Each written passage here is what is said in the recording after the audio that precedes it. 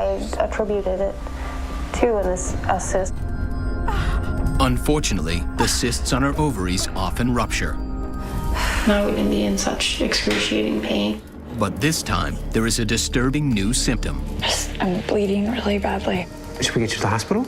No, it's okay. I don't want to go. I think I just need to go to the bathroom. With the blood, that was a scary scenario for us. We were not used to that at all. The bleeding continued for probably 3.5 hours. I thought, oh, well, it's just a cyst and it's probably ruptured. We'll just see if anything happens, and it eventually stopped, and I thought, okay. That night, Tony sleeps on the couch, hoping that her discomfort will subside. And the pain just got increasingly worse. I thought, this is more than anything I've encountered before. By 4 a.m., she can no longer endure the pain. I couldn't stand up, so I crawled up the stairs. Steve! Steven! Tony? Something's really wrong with me. We have to get to the hospital. She was screaming. I knew it was time to get out the door. Nurse? Unfortunately, this is not Tony's first trip to the ER. The staff is already familiar with her medical history. Because of my history with cysts, they just looked at me and said, oh, Tony, you're having another cyst? And I said, well, I think so. But it's different this time. She has now suffered heavy blood loss. I was just thinking, I need this pain to stop. I was petrified, just absolutely terrified. And that's when the whole world changed. I'd never been in that much pain.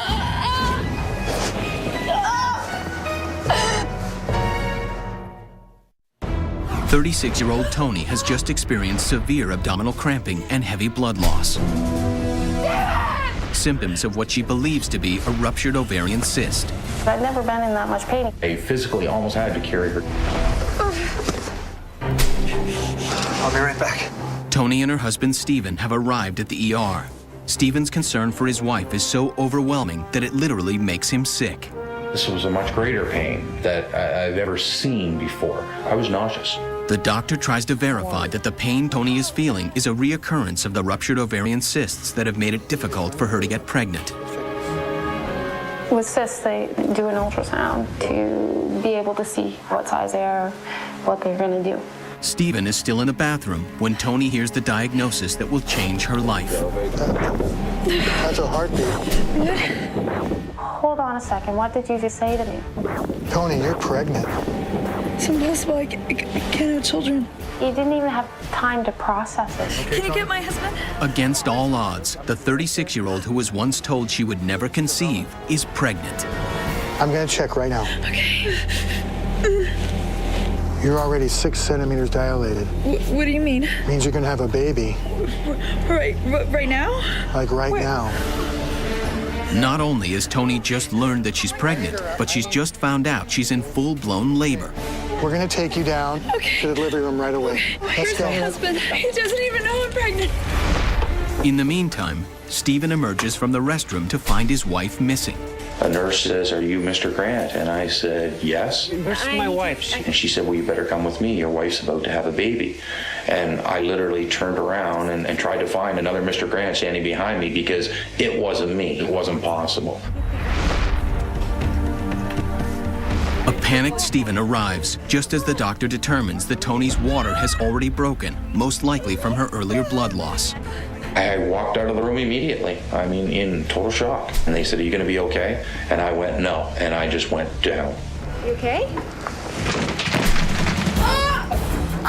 I was too far into labor for them to give me an epidural. Right, Tony. The pain was probably a 10.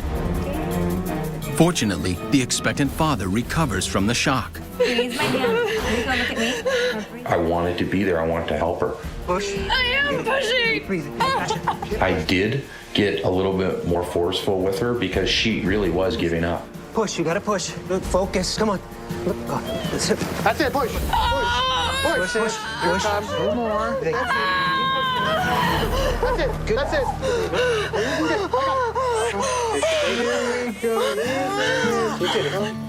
After an hour and a half of active labor, Tony is able to vaginally deliver a 6-pound, 4-ounce baby girl they named Marissa. It was very surreal at that point. Unfortunately, the baby is at least 4 weeks premature. After the doctor cuts the umbilical cord, the newborn is rushed away to be examined. The anxiety starts setting in. We could have all these complications. So it was scary. I was petrified. Since Tony didn't know she was pregnant, she received no prenatal care and actually lost weight during her pregnancy. The recommended weight gain of a size 6 woman is approximately 25 to 35 pounds. If she doesn't gain an adequate amount of weight, the baby could possibly be born with a low birth weight, and the baby can have problems thereafter. I'm going to have the baby checked for Down syndrome. They told us that her eye level and ear level were not the same, so that's a sign of Down syndrome. I was petrified that I had caused something for her to be unhealthy. She's gonna be okay, right? She's gonna be fine. Okay. Just waiting.